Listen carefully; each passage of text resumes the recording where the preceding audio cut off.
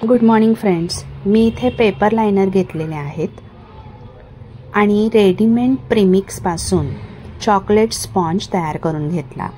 नेहमीप्रमाणे chocolate स्पॉन्जचे 4 layer cut केले, आपण मोठ्या केकसाठी करतो ना त्याचप्रमाणे। त्याच्यानंतर पेपर लायनर या केकवरती ठेवला आणि पेपर लायनरच्या साइड्समध्ये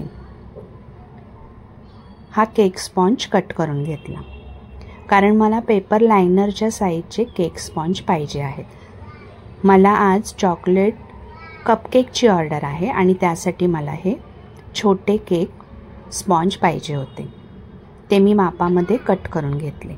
त्यानंतर पेपर लायनरमध्ये हे सर्व केक स्पॉन्ज ठेवून घेतले आणि त्यानंतर अतिशय साधं असं पाणी आणि साखरेचं मिश्रण तयार केलं आणि या मिश्रणाने हे सर्व केक स्पॉन्ज सोक करून घेतले।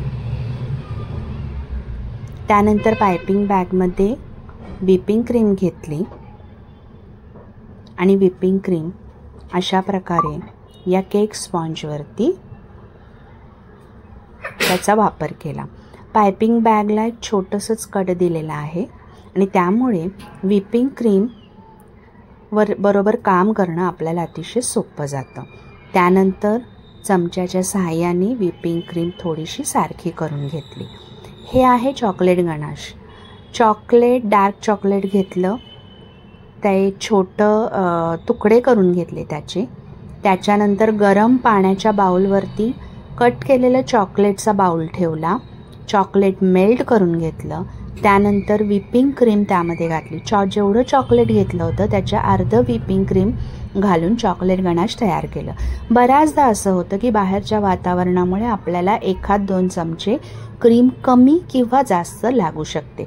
आपल्याला चॉकलेट गणाश किती पातळ किंवा घट्ट हवे त्याप्रमाणे आपण इथे वापरू शकतो, पण नॉर्मली आपण चॉकलेटच्या अर्ध व्हिपिंग क्रीम घेतो आणि चॉकलेट गणाश तयार करतो। त्यानंतर पुन्हा एकदा त्याच्यावरती चॉकलेट गणाशचा वापर भरपूर करायचा। त्यानंतर केक स्पॉन्ज, साखर पाण्याचं मिश्रण आणि पायपिंग बॅगला स्टार नोझल राऊंड याप्रमाणे डिझाईन करून घेतली।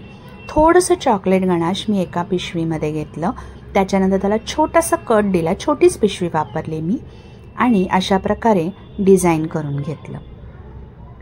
हे कपकेक माझ्या कस्टमरला आवडतात, त्यामुळे मी ह्याच पद्धतीने कपकेक करते। माझ्याकडे सिल्वर बॉल होते, त्याचा वापर केला आणि त्यानंतर सिल्वर डस्टही वापरलं, त्यामुळे आपले कपकेक खूप छान दिसतात।